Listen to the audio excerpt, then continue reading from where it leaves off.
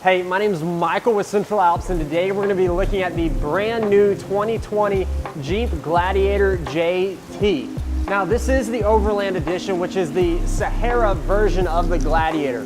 They've come out with 3 models so far for 2020, and that's the Sport, the Overland, and the Rubicon. So the Overland is the Sahara edition. You can get the more creature comforts like the leather, the color matching fender flares, the color matching hardtop, which this one is not equipped with. In this video is our initial thoughts video. We just picked up the Gladiator. We haven't even had it for 24 hours, and we're gonna give you our initial thoughts. So starting from the front, with the Overland and the Rubicon editions, they come with the Jeep Performance LED headlights, which normally most manufacturers don't have great looking LED headlights. I really enjoy how these headlights look. Moving towards the back, there's not a whole lot to talk about it. I will say that the front axles on all of the Gladiators are Dana 44s, which for you Jeep people that may not know, the Dana 44s are the axles that come stock on the Rubicons for the JL and the JKs. They only came on the Rubicon trim package. They did not come on the Sports or the Saharas or the Oscar Mikes or any of the other special editions. Only on the Rubicon and the Rubicon Hard Rock. However, with this Gladiator, they come standard in the front. So, real big fan of that. My thoughts on the Overland wheels are that it's absolutely horrendous. I honestly do not like these at all. I think they are quite terrible. They kind of look like a throwback to a 2005 Dodge Ram 1500 / they have these wheels for the Chargers and Challengers.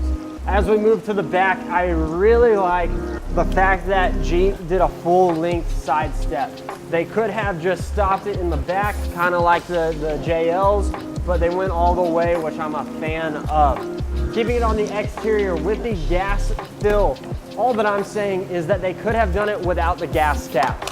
Chevy's got it, Ford's got it, everybody's using it where there's no gas cap, but we're still using a gas cap. I understand on the JLs because they're exposed, but with the JT, we've got this door. Why not just get rid of the gas cap altogether? So let's talk about the rear.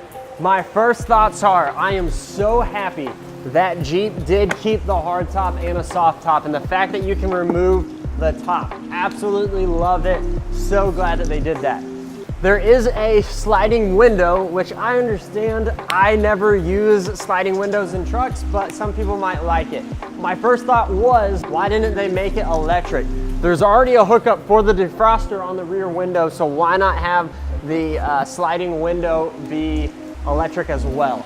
Another thought was, why is there not another backup camera at the top of the hardtop? A lot of the premium trucks these days now have a backup camera that kind of goes over the bed where you can see the surrounding, not just one on the tailgate. Again, talking about the backup camera, why did they use this funky little space in the middle for the backup camera? Why not have it in the same spot as the key lock on the other side of the handle? I thought of the tailgate is the Jeep badging just kind of looks, I'm gonna use the word dorky, just a little dorky. Another thought for the exterior of the tailgate is the third brake light. I understand why they did it. They had to place it somewhere. It is now the laws to have it, but I don't appreciate how it looks. Maybe like a backlight for the Jeep badging or somewhere down in the bumper. I don't know the legal standings on that. If you could put it in the bumper above the license plate or below the license plate or something like that, but those are my thoughts. I do like how the tailgate lowers by itself. I don't think it's a necessity. I probably sound like your 70-year-old grandpa, like tailgates these days, they don't need to lower by themselves, but I do. Another cool little feature is that you can have the tailgate where it's locked, partially open, so that you can have plywood and stuff. I don't know why they did it, but you can do this. Something that I do like about the bed is the integrated LED lights on the bed sides. I do enjoy that, and I think it's great. The other thing is if I was designing the Gladiator, I would probably have some badging right on the back of the bed, because you can see over the tailgate and see into the bed. Like, we're gonna Kevlar, we're gonna bed line this truck, and we're gonna put our own Central Alps stencil in there in the bed lining in red. You will see that shortly. And my wrapping up my thoughts on the exterior of the Gladiator is, it's just kind of dorky from the rear. You look at it from the rear and it's just dorky. It's not the most appealing. The headlights are big and bulky and there's just a lot there. There's a lot hanging out. I personally would have had everything pretty integrated into the side. And the last thing for the bed is the fender flares. I love the XRC armor that Smittybilt makes for the JKs. Absolutely love it. I cannot get enough of them. But I don't know how it's gonna work with the Gladiators. What kind of aftermarket corner guards are they gonna make for the Gladiators? Now I understand it's a completely different vehicle. Why are you taking these expectations from the Wrangler, the regular 4-door Wrangler Unlimiteds or 2-doors, and placing them on the Gladiator? And I just am. So I'm sorry. My absolute last exterior thought is I love, and it makes sense, it's a Jeep, the fact that you can take the doors off. It is the only truck on the market where you can take the top and the doors off, or even the only convertible truck on the market. So that is what Jeep absolutely has going for them. Talking about now the performance, you already know this, I'll go ahead and mention it. It's got the same rear end as the Ram 1500 with very similar towing capacities and hauling capacities to the Ram 1500. However, it is on the Gladiator. Another thought that I have is that the Rubicons have a wider axle, front and rear, which if it were up to me, I would just always have a wider axle no matter what. I do understand that at some point you can't go any wider and stuff like that, but I would have had them all have the same axle. Another thought that I have in terms of performance and stuff like that is why not have a bigger gas tank? It's got the same fuel tank as the 4-door Wranglers. Why not make an extended fuel tank, go into the bed, stuff like that. And this is what I'm proud of Jeep for this. Jeep could have very simply just taken the JL Unlimited and just chop the back and put a little bed on there. However, Jeep did not take the easy way out. Jeep took the whole front 2/3 of a Jeep, maybe even half of a Jeep, kept it basically the same, and then from there redesigned the entire back half. I'm very happy with Jeep that they did that and they didn't just take the easy way out. So now we're going to transition into the interior of the Jeep Gladiator JT. It is the Overland edition, so as you're looking at the dash, it is wrapped in leather. Now the Sports and the Rubicons, I don't know if the Rubicon comes factory only red even with the leather, but the Sports and the cloth Gladiator Overlands will not have the leather wrapped dash or instrument cluster. With that being said, my first thought is I was so happy to see the little Gladiator go across the dash when you start it. I think that is a nice little piece that didn't take Jeep any time, but they were able to think through it. The next thought that I have is on the shifter.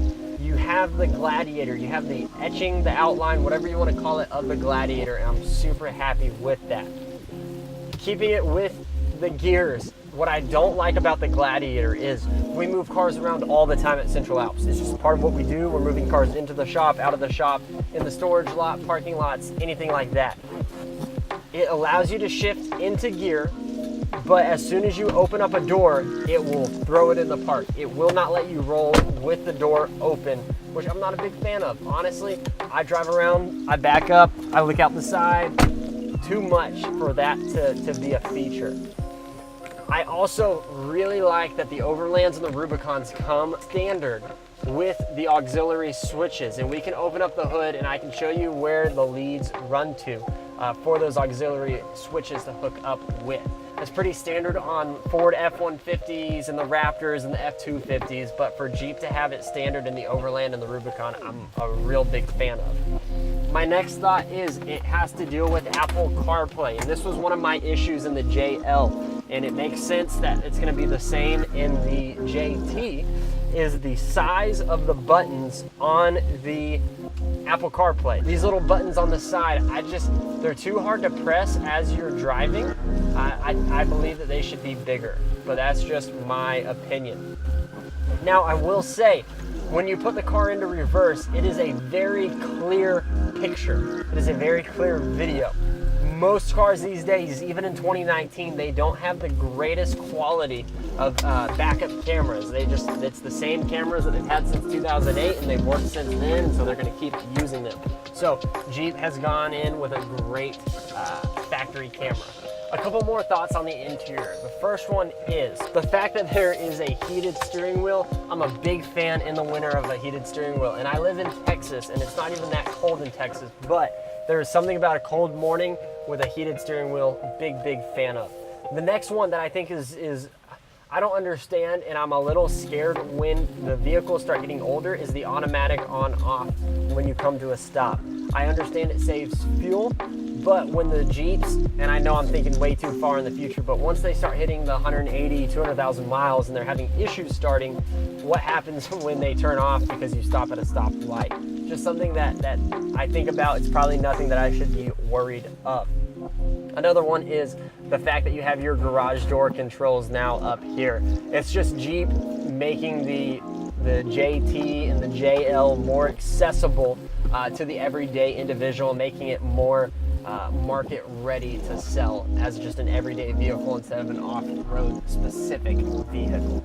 And the last thing that I'll say about the interior before we move to the back is that the dome lights are LED, which I really like because it matches the headlights, it matches the fog lights, and the domes are LED as well. Some of my issues with the later JKs that were coming with LED headlights were that the dome lights were still halogen and they were yellow when everything else was LED. So good job, Jeep. I'm glad that you did that. Let's move to the back.